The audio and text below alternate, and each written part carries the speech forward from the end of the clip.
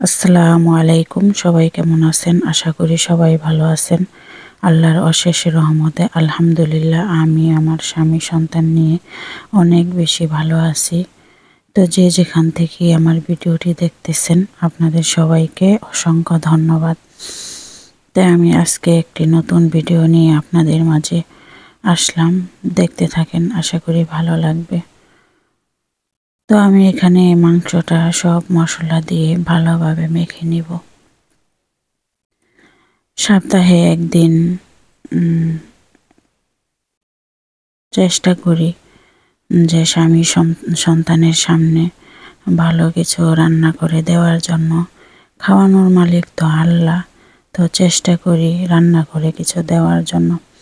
তো আজকে আমি এখানে গরুর মাংস রান্না করব। তো ভালোভাবে মেখে গরুর মাংসটা রান্না করব।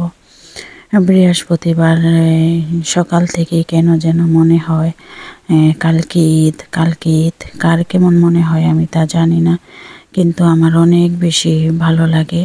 বৃহস্পতিবার দিনটা আসলেই ওদিন মনে হয় যে কালকে ঈদ হবে। তো শুক্রবারে রান্না করার জন্য প্রস্তুতি নেই। শুক্রবারে না, বৃহস্পতিবারে রাত্রে রান্না করে রাখি।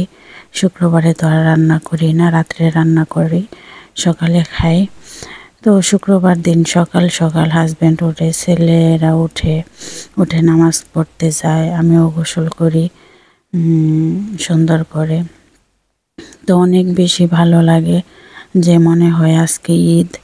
তারপরে খাওয়া দাওয়ার পরে স্বামী সন্তান নিয়ে একটু বের হয়ে যায়, মনে হয় যে আজকে ঈদ।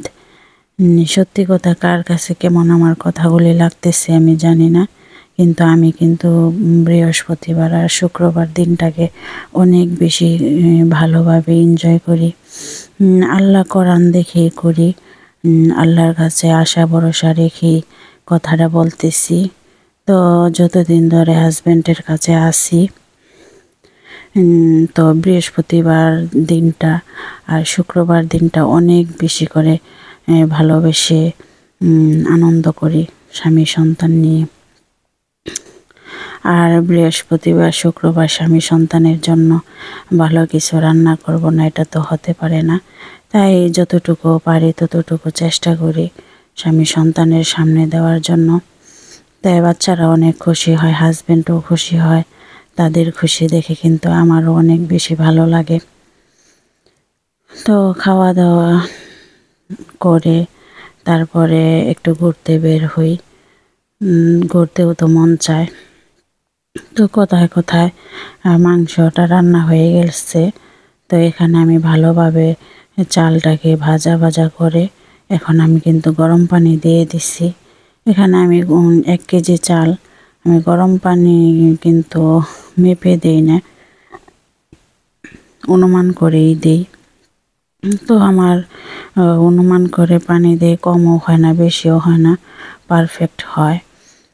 তো দেখতেই পারতেছেন এখানে আমি কাঁচামরিচ দিয়ে দিয়েছি কিছু। আমার পোলাওটা কিন্তু রান্না করা হয়ে গেছে। তো এখন আমি এখানে কিছু আলু বকরা অ্যাড করব। তা আলু বকরাটা আমার কাছে অনেক বেশি ভালো লাগে, আমার হাজব্যান্ডও কিন্তু অনেক বেশি পছন্দ করে। তো শুক্রবার আর বৃহস্পতিবার দিনটা কার কাছে কেমন লাগে আমাকে একটু কমেন্ট করে জানাবেন, কিন্তু আমার কাছে অনেক বেশি ভালো লাগে। তো আমি যখন সৌদি আরবে থাকি, বেশি সৌদি আরবে থাকি, বাংলাদেশে কমই থাকা হয়।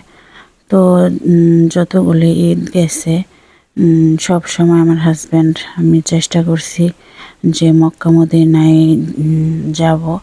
তো মক্কা মদিনায় যাই, মক্কা মদিনায় গিয়ে ঈদটাকে আরও সুন্দর করে উপভোগ করি, অনেক বেশি ভালো লাগে।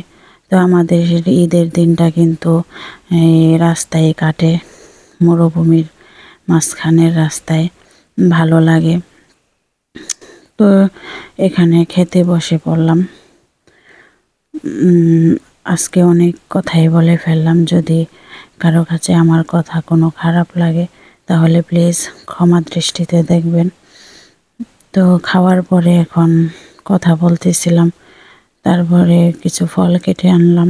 ফল আমরা প্রতিদিনই খাই, দুপুরে খাওয়ার পরে কিন্তু 2-3 পদের ফল খাওয়া হয় না, শুধু মালটাটাই খাওয়া হয় প্রতিদিন দুপুরে। তো আজকে আবার ভাবলাম যে যেহেতু আজকে সময় আছে তাহলে আজকে একটু বেশি করে ফল কাটি। তো আজকে আমার ভিডিওটি